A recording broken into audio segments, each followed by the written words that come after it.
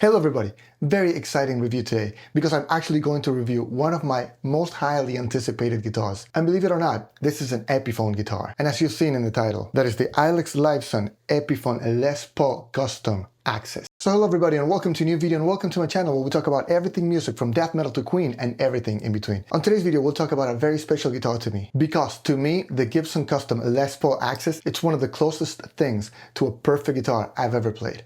It's no wonder I bought two of them when they first came out. And I don't really want to get into it and make a whole story out of it, but you know, I bought this back in 2008 and you guys see this all the time in my channel. If you've ever watched a video in my channel, chances are you've seen this guitar. And honestly, up until a few years back, I've always had like a love-hate relationship with that guitar because the actual guitar I wanted was the one with the Floyd Rose, which I actually ended up getting a couple months later after I got this one because I didn't even know they made an Axcess without a Floyd Rose. Anyway, back to the matter at hand. Ever since I bought these two guitars back in 2008, I've always thought there were a couple of things I personally would have done to make them 100% better. And they actually did improve on that guitar because of the fact that when they first came out, the only model they came out with was the standard, which is the ones I have. But years later, they actually came out with a custom suit, effectively making my favorite Les Paul, which is the custom, into an Axcess model. But of course, as Murphy's Law would have it, when they came out with that guitar, I was not working at Sam Ash anymore, so yeah, no employee discount. And I had no way to afford that guitar. Enter this guitar, the Epiphone Axcess, which basically ticks every box in my wish list, except for the fact that it is an Epiphone, not a Gibson Custom Shop. But is it really worth the money?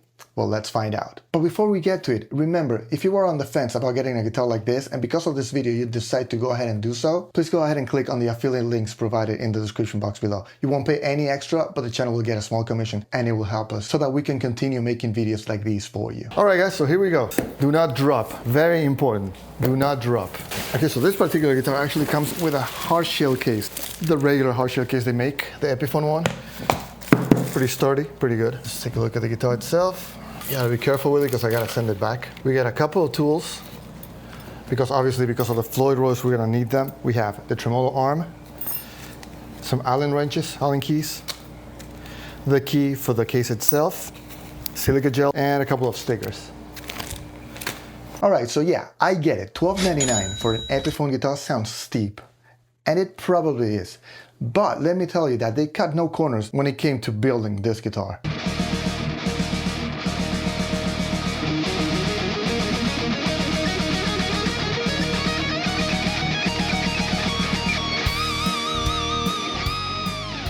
So let's talk specs. Let's start with the body itself. It is made out of mahogany and it's a heavy guitar. It's not a light guitar. It's definitely not as light as my Gibson Custom Shop Axcess. And this one actually has the cavity for the Floyd. So yeah, this is very dense wood, which I actually like a lot. So yeah, mahogany body, mahogany neck, and you get a 4/8 quilted maple veneer. Of course, when it comes to the neck, you actually get the ebony fretboard with the mother of pearl blocks. And of course, my favorite headstock they make, which is the custom headstock with the diamond inlay. And of course, the new and improved inspired by Gibson headstock shape. And you do get the multi-ply binding on the headstock and on the top, just like in a regular custom. You get the binding on the neck, but you don't get the binding in the back as you do with the regular customs. So that actually makes it a little bit less sharp in the back. Of course, one of my favorite things about the Axcess guitar is the fact that you get a belly scarf and the heelless joint, which is my favorite part on the guitar. You can really dig in and play that 22nd fret all day, no problem. It won't hurt your hand, which the customs actually do,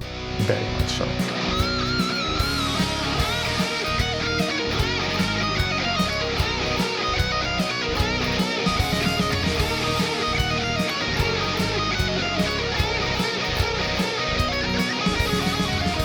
Now when it comes to the electronics, I am actually surprised that they didn't actually include the Gibson pickups. This guitar actually features the Epiphone Ceramic Pro pickup on the neck and the ProBucker 3, if I'm not mistaken, on the bridge. But you do get 3 different push-pull knobs on this guitar, 2 of them for coil splitting and 1 of them for in and out of phase. So you get a ton of tonal possibilities.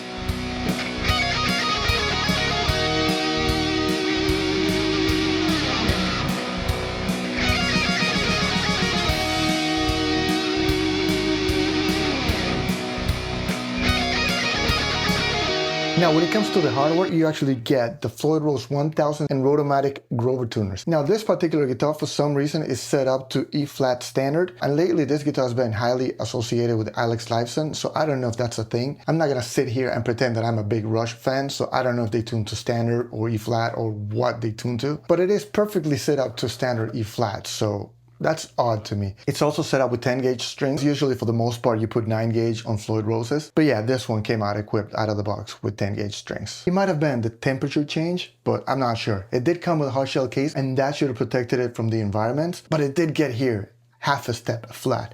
Also, the neck is pretty dry. The fretboard itself, it really needs some conditioning, but that's from it sitting in a case for a long time. It has nothing to do with the build quality or Epiphone themselves, really. The neck itself, it's really nice. It's the same as this, which I believe is a slim tapered because it's not as thin as a 60s neck, but it's a little bit flatter than this one here because of the Floyd Rose. The radius changes a bit on the fretboard.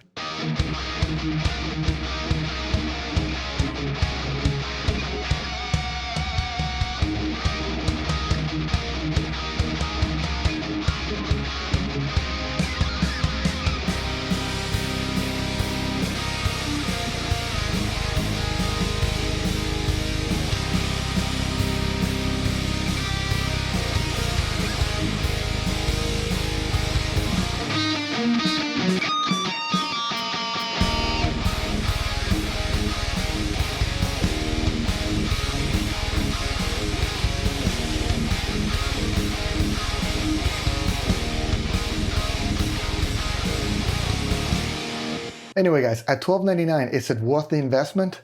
I would definitely say so. This is by far the highest quality built Epiphone guitar I've ever played. Honestly, it ticks all my boxes. I would definitely condition it and of course set it up as you should with every new guitar you get. I would put 9 gauge strings on it and just tune it to standard E and have a blast. It's funny because it's not really my favorite color. I do love the wine red, but this is ruby, so it's not quite the same. And also, I don't really care for gold on guitars, but somehow, for some reason, on customs, I love it. So bottom line, should you buy one of these? Hell yeah. If you got the money and you're looking for a guitar with tons of tone, great feeling, fast playing, and a Floyd, you can't go wrong. I know $12.99 sounds steep, but if you compare it to the real thing, the Gibson Custom Shop Axcess Custom, then you're looking at $57.99. So yeah, if you consider that, $12.99 sounds like a steal. Anyway guys, I really hope you guys enjoyed the video. Please drop me a like if you did. Drop me a comment in the comment section down below. Please let me know what you think of this guitar. Let me know if you think $12.99 is steep for an Epiphone guitar. Also, let me know if you would ever spend $57.99 on a guitar. And remember, if you were on the fence about getting a guitar like this, and because of this video you decide to do so, please go ahead and use the affiliate link provided in the description box below. You won't pay any extra, but the channel will get a small commission and it will help us keep doing videos like these. Anyway friends, I will see you guys next time. Pat out, metal on dudes.